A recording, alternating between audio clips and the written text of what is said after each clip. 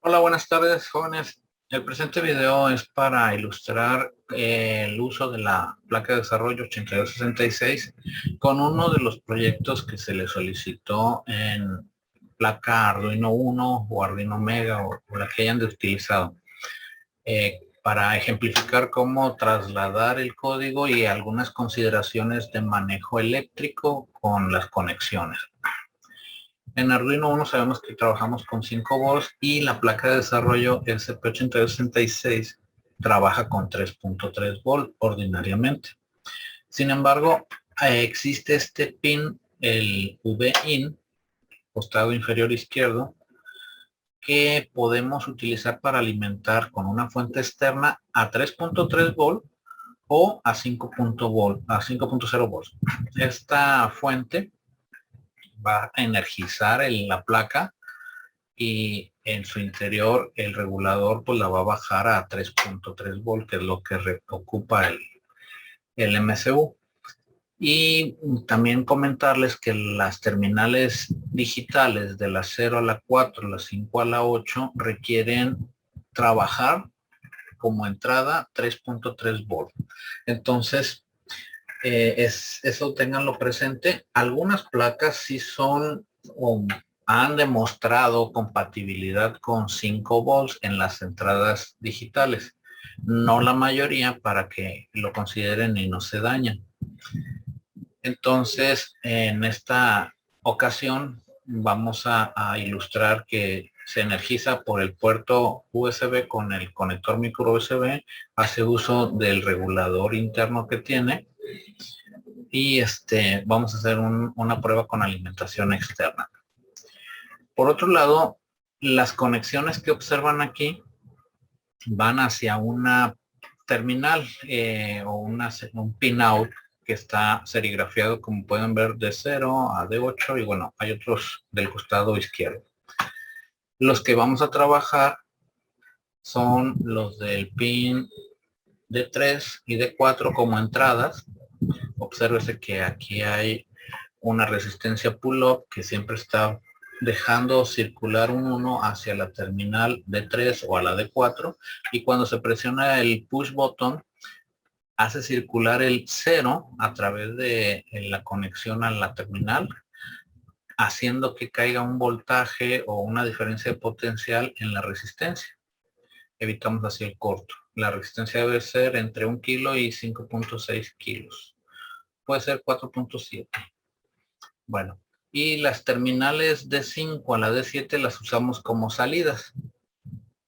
La terminal del cátodo, esa va hacia tierra, y el ánodo va hacia el pinout de la tarjeta. Es importante en este momento que se observe que son pues etiquetas, palabras, letras las que estamos observando en la imagen. Ahora que pasemos al código, vamos a restaurar esto. En el código, este mismo que lo tienen disponible en la página, se habla de algunas definiciones al inicio del mismo. Hay un texto introductorio que este código corresponde exclusivamente a la placa 8266, o bueno, se validó para esa placa, y que las definiciones, decía, hacen alusión a las etiquetas que están en la placa. Por ejemplo, la de 0, pues estamos hablando del pin en la parte superior derecha, que también es el GPIO 16 o es el user. Bueno, eso son para otras aplicaciones. Pero el D, del 0 al 4 y del 5 al 8, están relacionados aquí, igual que el RX y el TX, con números que no son secuenciales, para no cometer el error de decir que el 0 le corresponde al 16, el 1 entonces le corresponderá al 15 o hacia arriba el 17. Bueno, y es importante que esta área pues no se manipule, no la vayan a modificar. En la parte inferior se hace la aclaración. Aquí definimos unas constantes de un tipo entero, pero que estas sean las que tú redirecciones como terminal que vas a conectar a la placa. Ya aquí tienes los datos digitales o los datos serigrafiados que no se alteraron y entonces solamente de ellos vas a cambiar por usar el de 0, el de 1 o el de 8. Entonces estos son los que se tendrían que cambiar. Luego, en la parte inferior, explicando el código, tenemos unas variables. Por ejemplo, el button state 1 y 2 van a recibir el valor de lectura del botón que está en el pin 1 o el botón que está en el pin 2. Terminal 1, terminal 2. Entonces, de esa forma, las variables button state son las que se utilizarán en la lógica para hacer las condicionantes. Veamos ahora la sección del by setup, donde inicializamos una comunicación serie a través del monitor serial para ver qué es lo que está ocurriendo. Configuramos como salidas los pines 1, 2, 3, que aquí ya direccionamos a las serigrafías de 5, de 6 y de 7, y configuramos como entradas los pines botón pin 1, botón pin 2, que están direccionados a la serigrafía de 3 y de 4. Bueno, ya en el lazo, el ciclo el programa que va a estar ejecutando permanentemente, entonces observamos que las variables que se crearon reciben el valor de lectura del botón pin 1 y botón pin 2. Y esas variables son las que se utilizan en el if para evaluar si se ha presionado, entonces habrá un 1. Si no se ha presionado, caso contrario, entonces habrá un 0. Entonces, si hay un 0, manda a escribir en el LED ahora el valor 0. Si hay un 1, manda a escribir en el LED un valor 1. Es como si estuviéramos encendiendo o apagando, dependiendo si está sin presionar, estaría apagando. Después se envían algunos mensajes para que se vea la interacción en el monitor y podamos estar siguiendo el desarrollo. Viene una sección intermedia donde se hace que un LED, aquí lo podemos ver en la cámara, el amarillo, lo vamos a utilizar como encendido y apagado durante la transición para validar el estatus del segundo botón. Si está encendido, o sea, si está presionando, entonces va a mandar a escribir al tercer LED un 1, encendiendo dicho LED. O si el botón 2 no está encendido, entonces va a mandar a escribir un 0 al tercer LED. Mismas intenciones con el serial print para indicar cuál es el estatus actual. Aquí sí ya manejamos el número serigrafiado en el botón y en el LED. Y bueno, pues ya se le indica que fue un 1 porque está en alto o un 0 porque está en bajo. Y al final cerramos el código con un delay de 1000 milisegundos para volver a hacer el mismo proceso del loop. Bueno, dicho esto, entonces ahora vamos a hacer la carga. Bueno, antes de cargarlo, quiero que observen aquí en la placa. Tengo estos dos cables sueltos que son los de los botones. Este color amarillo y azul corresponden a los botones. Y los cables del LED amarillo, rojo y verde están conectados actualmente en la placa. Adicionalmente estoy usando en un costado izquierdo, voy a poner la imagen de la placa de desarrollo, estos pines de GND y BCC, el de 3.3 volt, que me van a alimentar el protoboard a partir de la placa. Entonces ya tengo energizado los LED. Los dejo desconectados los botones porque me marca algún error cuando estoy cargando el programa. Ahorita lo vamos a ver si se observa. Voy a entonces a ratificar que esté conectado. Vamos a observar que está desconectado actualmente. Voy a poner el administrador de dispositivos. Aquí en la categoría de puertos no está. Y ahora voy a conectar. Y vemos que lo detectó en el COM8. Entonces nada más validamos que estemos utilizando la placa 8286 NOT MC1 y el puerto COM8. Ya estamos. hacemos la carga del programa. Voy a cerrar eso. Tengo aquí a un costado abierto el monitor serie. En cuanto termine de cargarlo, observemos el comportamiento. Está conectando y empieza a subir el código.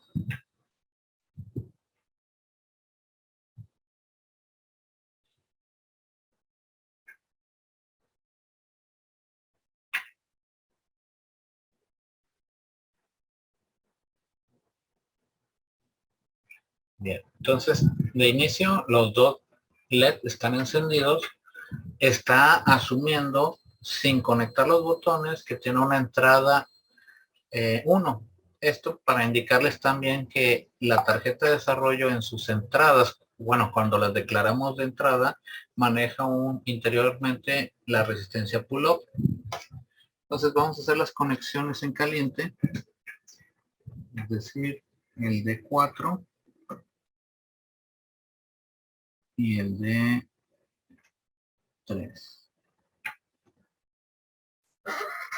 Y vamos a observar lo mismo que está el pull-up, pero ahora de la resistencia en el botón. Entonces vamos a presionar el primer botón. Ahí se presiona y se observa que se apagó el LED rojo. Presionamos el segundo botón y ahora el verde fue el primero y ahora el rojo es el que se apagó. Soltamos el primer botón y se enciende el LED verde. Soltamos el segundo botón y se enciende el LED rojo. Bien. En ocasiones requerimos trabajar, bueno, ya estamos viendo de las lecturas que sí corresponden conforme a lo que está visual. Y les decía que en ocasiones requerimos trabajar de modo autónomo. Ya validamos que corre nuestro código, el monitor serie nos está dando información, pero necesitamos pues que no esté conectado a la computadora. Para ese caso, es conveniente, como lo mostraba en la imagen, usar el pin VIN. Esta terminal es para conectar la alimentación externa. Máximo 5 volts, ya el regulador interno de la placa hará que baje su voltaje a 3.3 para que opere el procesador, el MCU. Y los pines de entrada, aquí sí tendríamos que tener la precaución de usar 3.3 volts de entrada para que no se sobre esfuercen o sea un voltaje superior. Algunas placas sí soportan los 5 volts, otras no. Entonces vamos a hacer la conexión también en caliente. Vamos a desconectar de aquí. Ya vemos que está el micro USB desconectado. Y vamos a usar esta pequeña placa, tal vez la reconozcan, donde se conecta directamente a un eliminador conector RC, creo, ¿vale? Y o a un banco de batería o a un eliminador USB. En los jumper amarillo aquí podemos seleccionar 3.3 o 5 volts dependiendo de la configuración. Entonces el hecho es de que lo vamos a conectar en esta parte del protoboard que coinciden. A ver si se alcanza a ver ahí. Coinciden las terminales con las ranuras de alimentación externas. Y ahora nada más nos resta pues llevar el cable de alimentación, un cable que lo conectaremos en esta terminal, en esta entrada de este adaptador. Listo. Y ahora nada más hacemos el encendido de dicha fuente y ya está operando de manera autónoma nuestro proyecto. Bien, comprobamos, presionamos el primer botón, se apaga el LED verde, el segundo botón presionado, se apaga el LED rojo. Soltamos el primero, enciende el LED verde, soltamos el segundo, enciende el LED rojo. Bueno, hasta aquí hemos visto que ya está trasladado un ejercicio simple con electrónica digital de entrada y de salida. Y lo que seguirá es entonces adaptar lo que sea necesario. Si ustedes consideran reutilizar el código en la parte de las definiciones para que modifiquen solamente la parte del voice setup que en su proyecto tengan, pues con eso será suficiente hasta el evento o la parte donde tienen que subir al Firebase. Esto lo vamos a ver en el siguiente video, ya con usando un sensor para que también analicemos la parte analógica, cómo se leen estos datos y lo podamos registrar en el Firebase. Bien, vamos a concluir el presente video haciendo la confirmación del cambio de voltaje en la alimentación. Para eso voy a acercar aquí un multímetro, pongo este otro lado.